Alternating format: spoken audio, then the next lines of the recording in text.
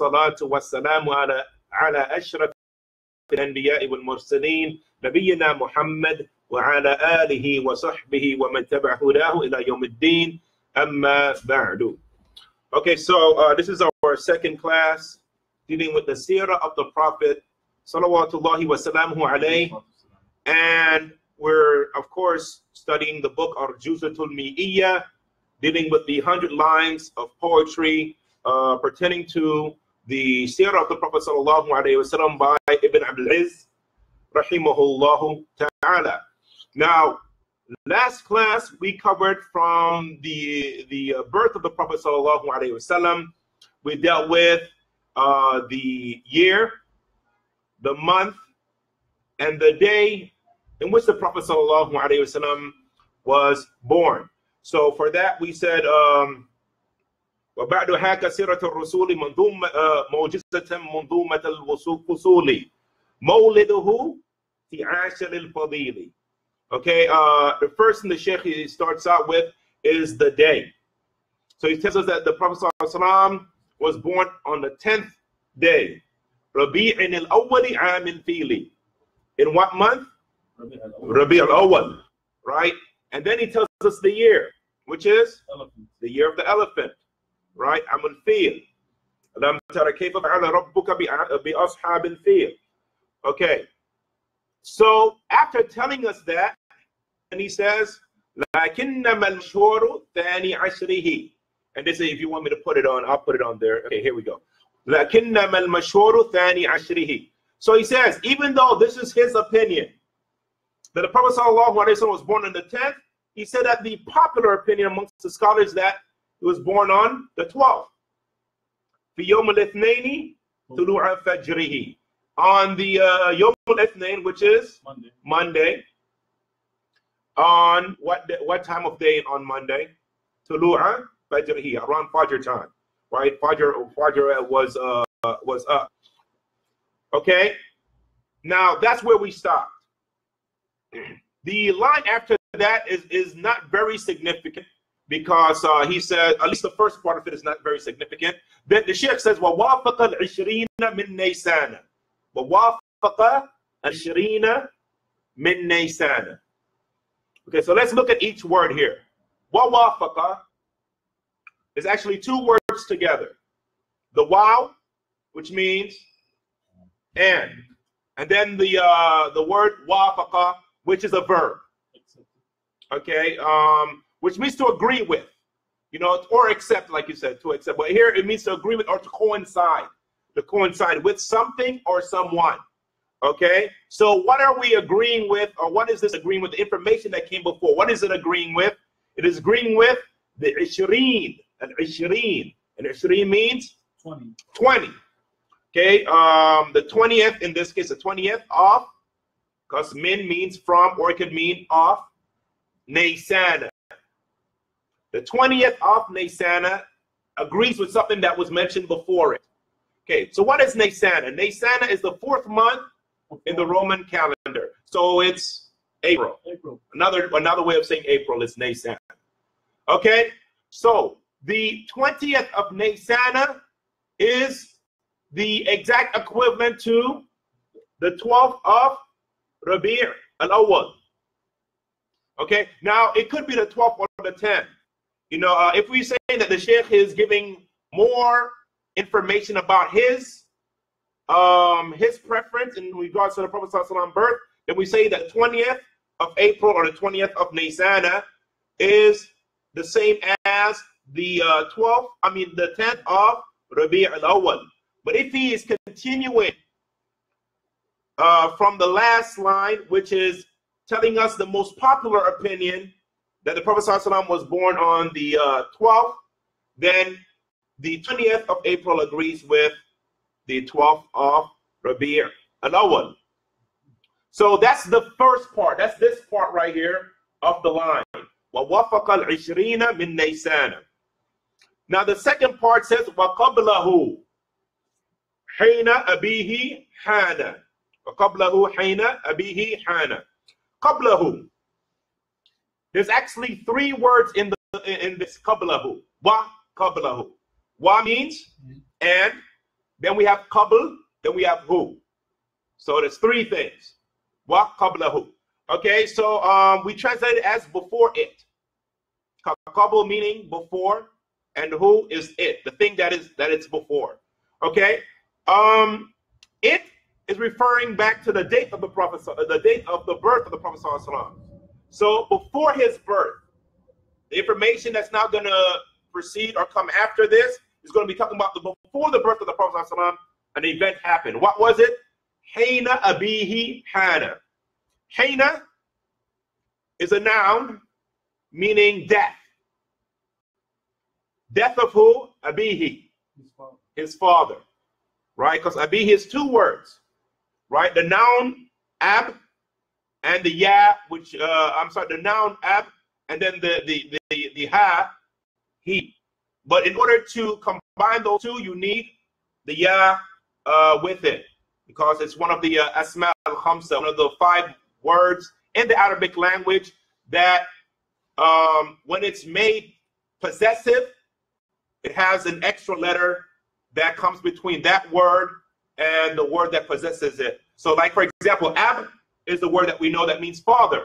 But when we want to say your father, now we say abuk, right? There's that wow that is between the ba and the kaf. If you want to say his father, we say abuhu. So why is it that we say abihi?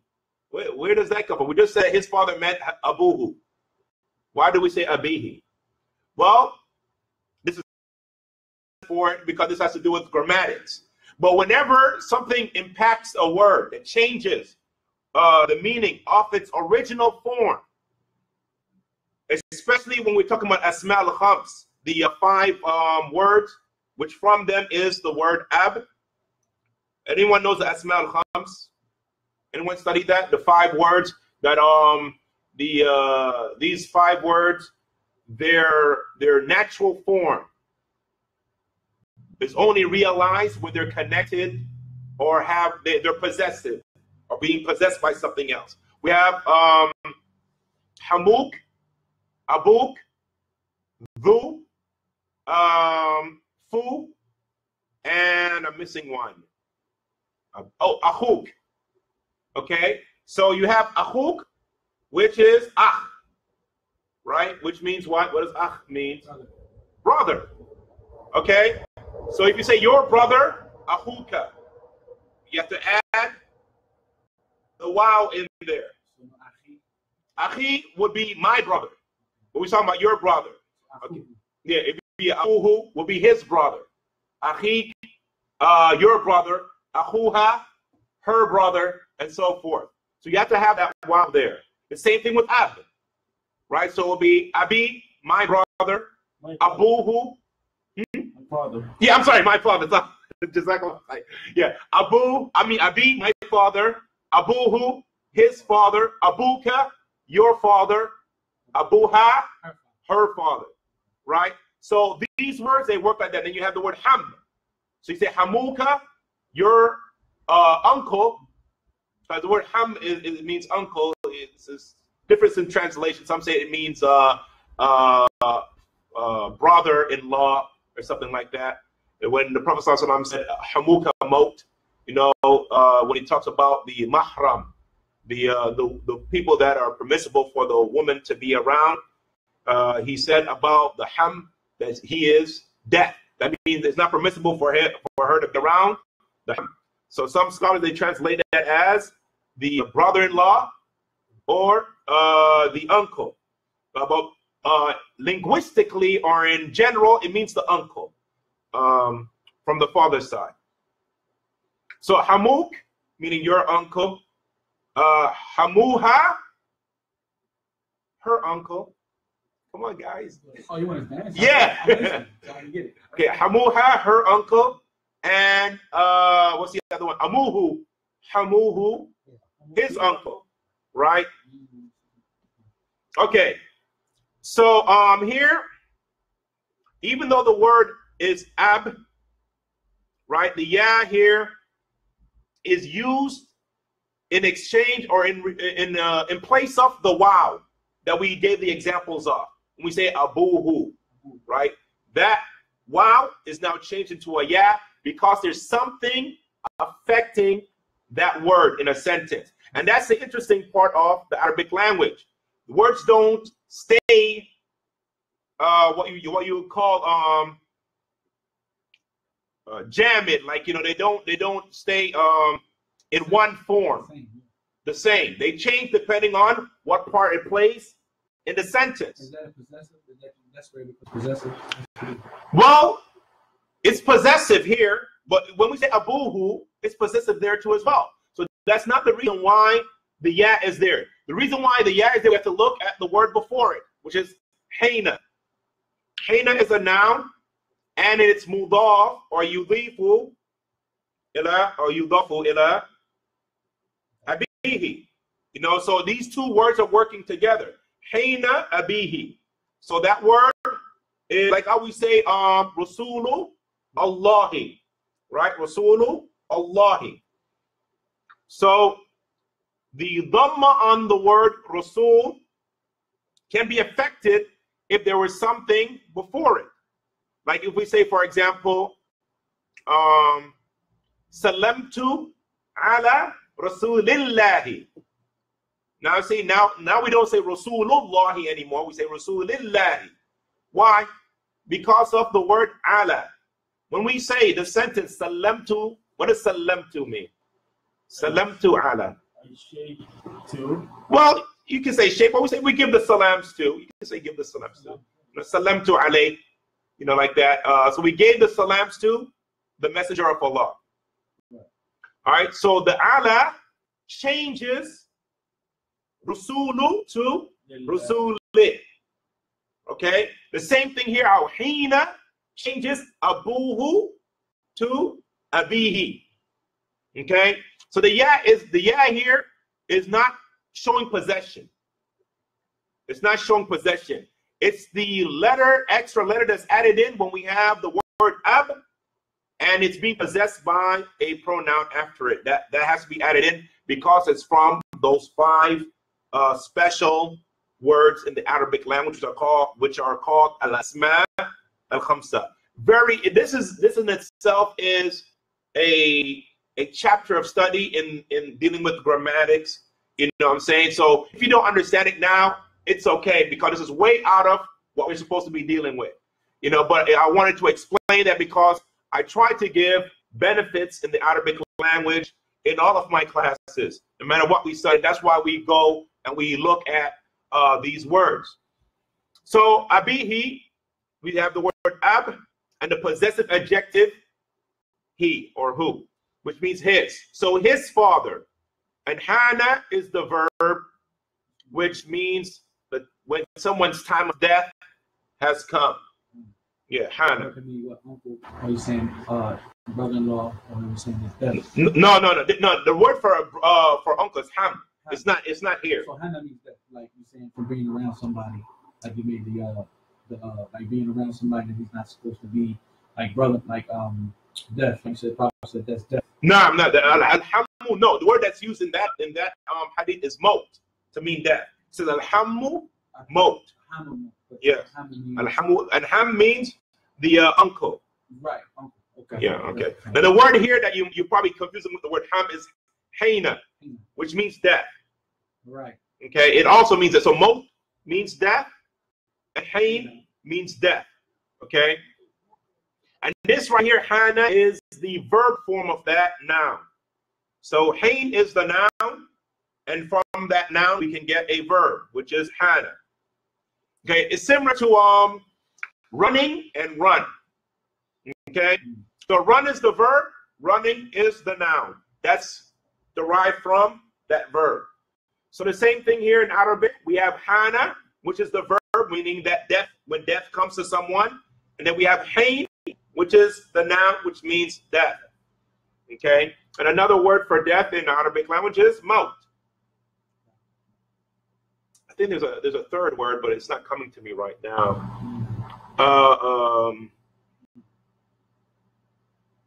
Another word that means death. Wafa. Wafa.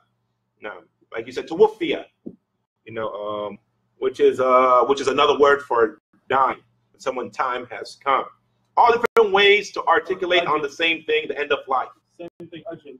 And ajal as well. Ajal, which literally means the end of something. So, you know, you can say hana ajaluhu ata ajaluhu or anything like that. Now his time has come. His end has come. Hey, now, like that. So I mean, there's a lot of words, and this is in most language. You have more than one way of saying something, and we have to, as Arabic learners, we have to understand that. Because sometimes we learn one thing, we think, okay, so this is the way I say it, and we believe that this is the only way we can say it. But we have to understand that, like our language, there's more than one way to say something. You know, so we have to be willing to learn those different ways and not make that confuse us and think, well, now I don't understand what's going on. Because a lot of times we get frustrated, right? We say, you know, hey, this is different than what I've learned, so now I don't know what to do and what to believe. No, incorporate that to what you've already learned and keep moving. Okay, so this line is telling us that the Prophet, sallallahu wasallam alayhi, his father died before his birth. Qablahu. Qablahu, meaning before his birth, Hayna abihi hana, in which the death of his father, the time for the death of his father came. Okay, now the scholars, they differ in this issue. Here, the Shaykh Ibn Abil Izz, rahimahullah, he's saying that the Prophet's father, sallallahu alayhi wasallam, the Prophet sallallahu alayhi wasallam, his father died before he was born. But some scholars say that his father died after he was born, but he was still young. This is a correct opinion according to the Shaykh. That's why he only mentions this. Okay, let's look at the next line. وَبَعْدَ عَامَيْنِ أَدَى فَطِيمَةً جَاءَتْ بِهِ مُرْضِعُهُ سَلِيمًا. Oh, that's wrong. That's wrong. I need to fix it. It's supposed to be Salima. Guys, you see in the next line, it says Halimatun.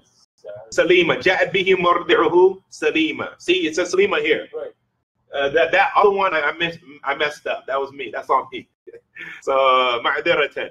I'll fix that in Allahi ta'ala. I gotta remember the thing. You see, I did it 3 times. See, that's what happened. That's messed me up. Okay, so I'll fix it in that. But the notes for the first line is on this page, so we'll take that, and then we'll go to the second part of the line. Okay, so wabarda amaini. Now wabarda, we didn't put any notes for it here because we covered it before. And if we go back to where we covered it, it's right here. Wabarda. وَبَعْدُ هَاكَ سِرَةُ الرَّسُولِ. وَبَعْدُ, 2 words. The word wa, which means and the word ba'd, which means after. In English, that won't make much sense. Why would someone say and after? So we have to sort of get what's intended by saying that. You know, in English anyway. What's the purpose of someone saying that in Arabic? So do we say that, you know, normally it's translated as and to proceed, or what comes after, or something like that. So if we look here, we have waba'da. Here it means what it literally and after. Okay, so it doesn't mean and to proceed. So you have to understand the context in which the word is used. Okay, so how do we know that it doesn't mean and to proceed here? We have to look at the whole sentence. Because what does it say? وَبَعْدَ عَامَيْنِ. And amaini is another word that we covered before, but we mentioned, or am is a word we covered before. Didn't we cover am or we covered sana? Which one? Am. We covered am before, yeah. Am is a word we covered before, but we're going to talk about it. It says it's a noun. All right, which means a pair or dual. It means it's the plural for 2 things. You know, Arabic, as opposed to English, has 3 forms of a word. You have singular, which both English and Arabic they share, right? When you're talking about one thing. You have plural. In English, this is two and more, right? Anything more than one is plural in English. Arabic also has plural, but they differ. For plural, there are two forms. When you're talking about two things, when you're talking about more than two things. Okay? The form of a noun that is talking about two things is different than the form of a noun that's talking about more than two. So amin is a plural for that's specific for two things. So we're talking about two am. So now we need to know what am means. So the word am has the same meaning as the word sana. What does the word sana mean? Year. Year. So you can say sana or you can say am. And both of those mean year. Okay? So two, then when we're talking about am, we're talking about 2 years. Right? In here, because it's amain. We said amain meaning 2 years. 2 of am. Right. And am means sana, and sana means year. Okay, so we're talking about 2 years. So after 2 years, what happened? Ghada Fatima. So after 2 years, ghada, which means to come. Or I'm sorry, not to come, but to become. Or to change from one condition or one state to another. Ghada Fatima. Fatima meaning to be weaned. So after 2 years, the Prophet ﷺ was weaned. It was no longer sucking. Or breastfeeding. I'm sorry, breastfeeding.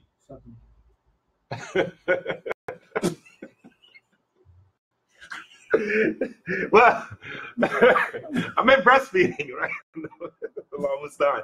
Okay, so the Prophet ﷺ was no longer breastfeeding after 2 years, which is quite common practice.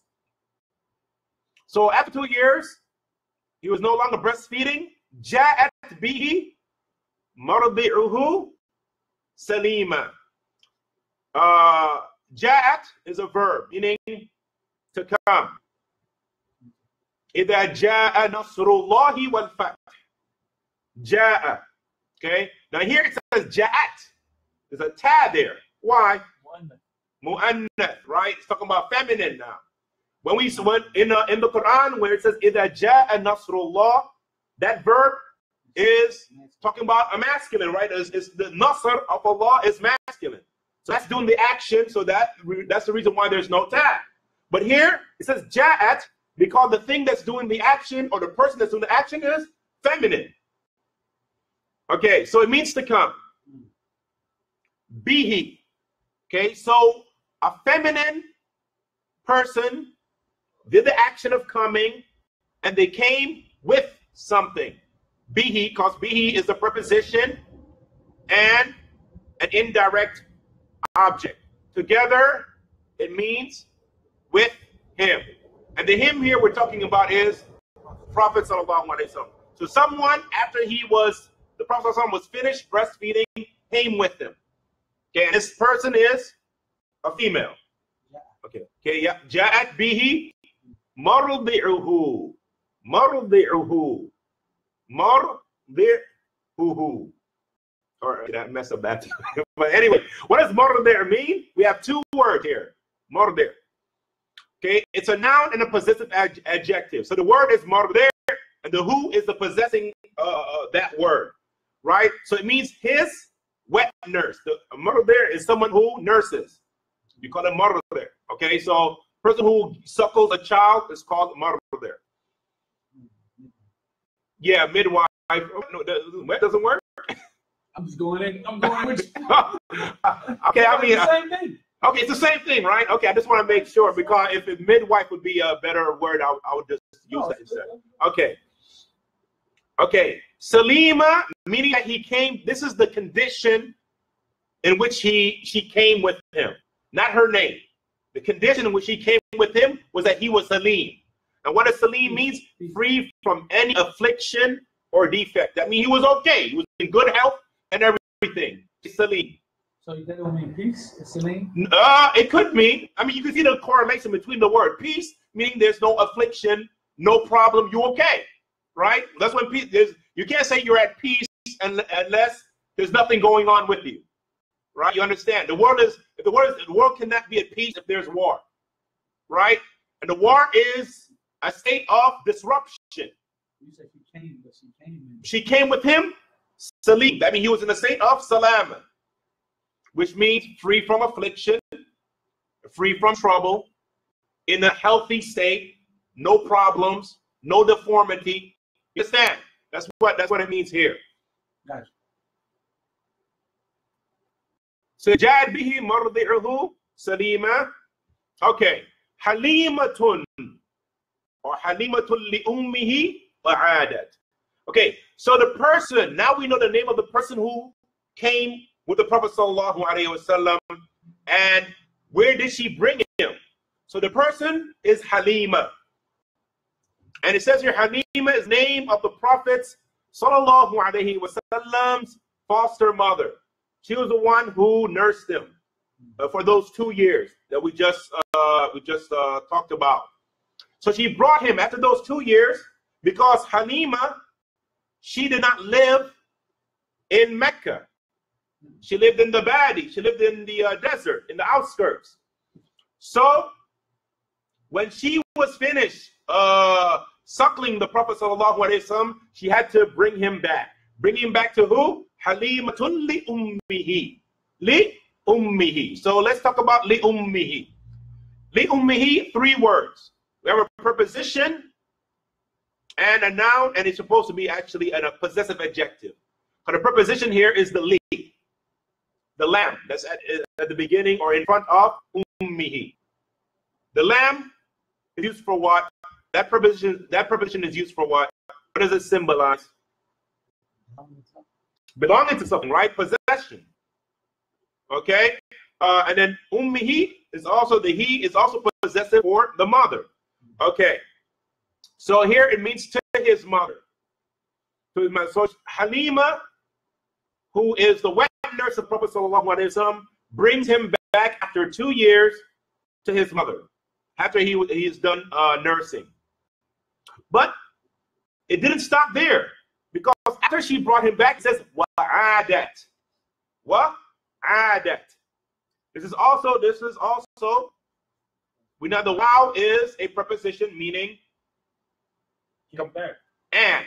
No, the wow. And, right? We're going to keep on pressing that. I mean, most people know that wow means and. But it's good to keep going over things that we already know. And adat is a verb, which means to return. So did I have a form? Masculine, feminine? It's feminine. Yeah, because of the ta. The ta, right? All right. So the person here that's doing the action right here is Halima. So she returned. Did she return alone? La. I said bihi. And bihi means with him. So she returned with him, and the him here is talking about the Prophet sallallahu alaihi wasallam. She returned with him back to her home after bringing him to his to see his mother and stuff like that, after breastfeeding him. And the reason why that was because of the barakah. The barakah, the blessings which she saw came about due to having the Prophet sallallahu alaihi wasallam with her in her home, such as the animals giving more milk, the good atmosphere, and so forth. So she wanted that blessing to stay. So she convinced the mother of the Prophet sallallahu alaihi wasallam to allow her to take him back with her. So that's what this part of the poem is saying. It says bihi li ahliha. So he went back with her. Right. Looks like I messed up there too. I didn't translate that. Bihi li ahliha. Yeah, it looks like I didn't translate that part and stuff. I mixed up. I'll have to fix that, inshallah. But here, li ahliha is talking about the family or her family, which is family of Halima. Kama aradat, like she wanted. Because she wanted to bring him back, and she was able to convince the Prophet's mother, sallallahu alaihi wasallam, to bring him back to where she lived. Okay, we're going to, this is the last line we're going to cover, bi'idhnillahi jalla jalaluh. This line, it says, فَبَعْدَ أَشَهْرَيْنِ انشِقَاقُ بَطْنِهِ وَقِيلَ بَعْدَ أَرْبَعٍ مِنْ سِنِّهِ. Okay, فَبَعْدَ الشَّهْرَيْنِ. We have the word فَبَعْدَ. Ba'd, we already covered. Fa, the fa is a preposition. So it has a meaning. So, you know, so it's used to connect one sentence to another, or one incident to another. So, ba'da meaning so after, okay? After what? Ash-shahrayn. The same thing as amain. That ain sound at the end, meaning we're talking about two of something. Two, in this case, two shahr, right? Which is, shahr is? 1 month. 1 month. So when we say shahrain, we're talking about 2 months, okay? So what happened after 2 months? I mean, this is 2 months after the Prophet ﷺ, was with her. You know, she convinced the Prophet's mother to allow her to bring him back to where she lived.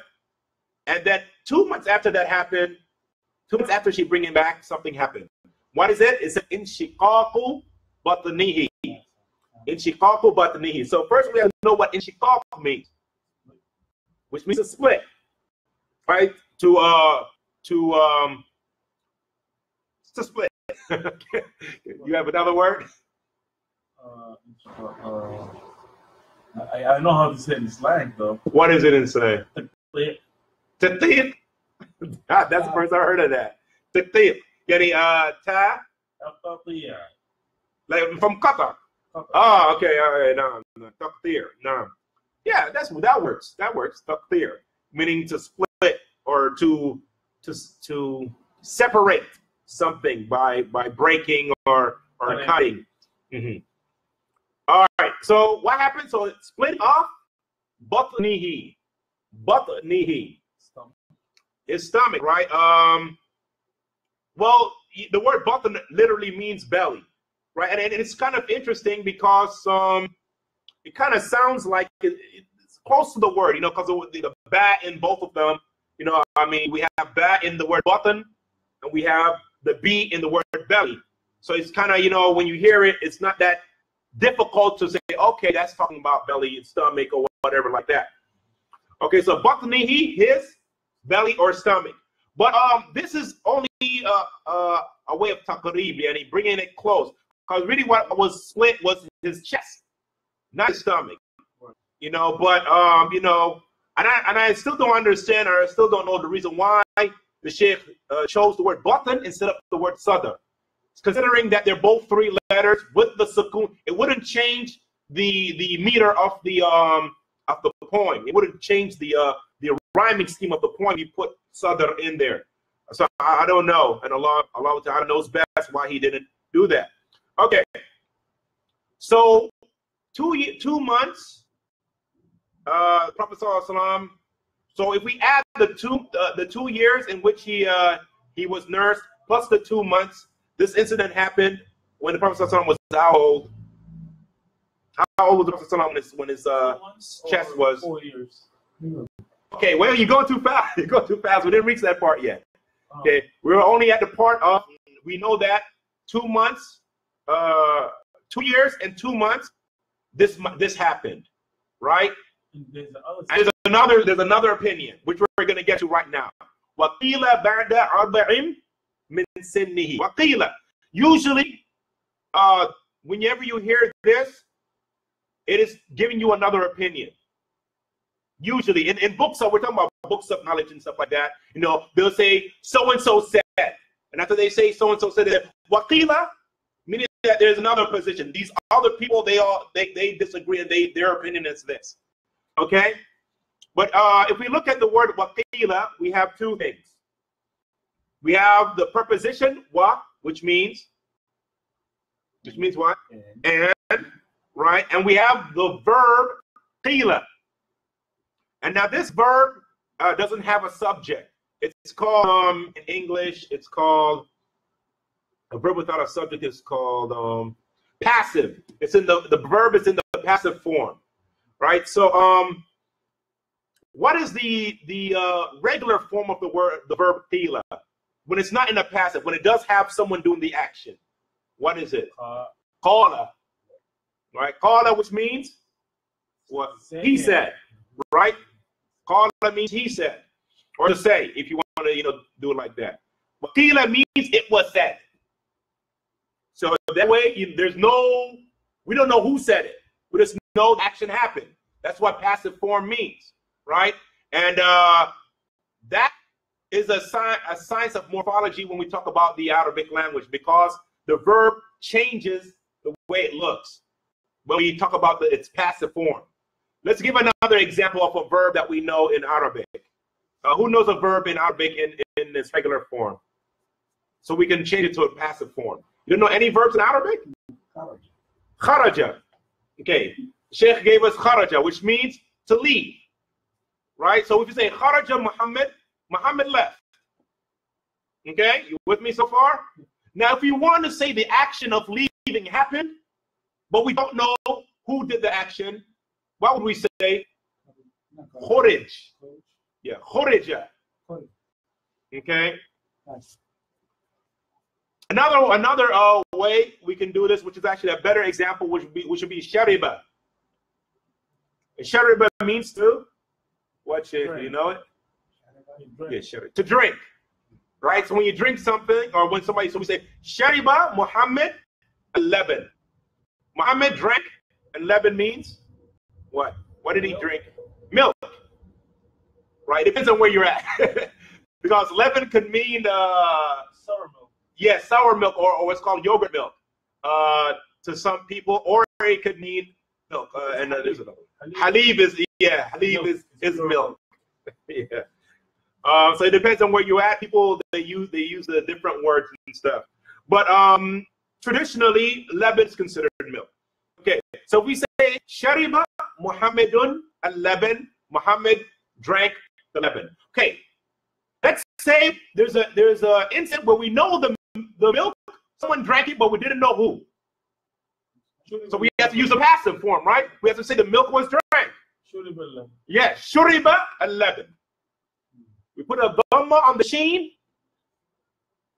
kasra on the ra, and like this. So the similar thing happened here when we say qila. Okay, we put qala in the passive form, which means it was said. Who said it? Don't know. Or we don't want to mention, or whatever reason. Okay, so it was said, or it is said, whichever way you want to translate it. Okay. Waqila ba'da arba'im min sinnihi. So it was said, meaning that, the other opinion of when the Prophet ﷺ got the incident of him getting his chest opened up by the angels, and his heart was washed with the water of Zamzam. Either it happened 2 years and 2 months after he was born, or it happened arba min sinnihi. And arba means 4, min from, sin, year, or the year in its age, as far as age, right? Okay, so Wadi was 4 years old. Yeah, sinnihi, his years. Okay. And with that, we're pretty much done. So we covered up to the incident of the Prophet ﷺ getting his chest opened up. Now, the scholars of Sirah, they say that this incident happened 3 times to the Prophet ﷺ. This is only telling us about the first time, which is either when he was 2 years and 2 months or 4 years. But it also happened before he became a prophet. It also happened before his ascension, Mi'raj, right? It happened there too as well. So it happened 3 times. Some scholars say 4 times. And Allah subhanahu wa ta'ala knows best. Any questions? It's pretty straightforward. Any Arabic questions you guys might have? That's probably a little too much. Yeah, I went in a little too deep. Not interesting. It's interesting, no doubt about that. Deep, but if somebody never went in like that. Yeah, it will definitely. You'll be able to catch on? Yeah, because if you know, like you said, T, I know some of that stuff. Just listening. If you don't speak Arabic, you say last time a little bit Arabic. I learn. I try every day. No, I still can catch it because I'm around it. I'm Alhamdulillah. hearing it. Alhamdulillah. you pass it, but I'm learning as I go. You know? Alhamdulillah, alhamdulillah. I guess that's it then. I don't know if there's any questions on the net, which I can't check anyway. Let me see if the brother got that up. Let's see whatever, but if there's any questions here. Okay. Watching your class online. Someone said intransitive verb is a verb without a subject. Okay, intransitive, I guess that's another way. I thought it was just passive. Maybe I'm wrong on that. Let me see. Someone else said, wa alaikum salam wa rahmatullah. Okay, I guess I said there's no questions online, at least not that I can see. So we'll end the class by saying subhanakallahumma wa bihamdik wa ashhadu an la ilaha illa ant wa astaghfiruka wa atubu ilayk. Assalamu alaikum wa rahmatullahi wa barakatuh.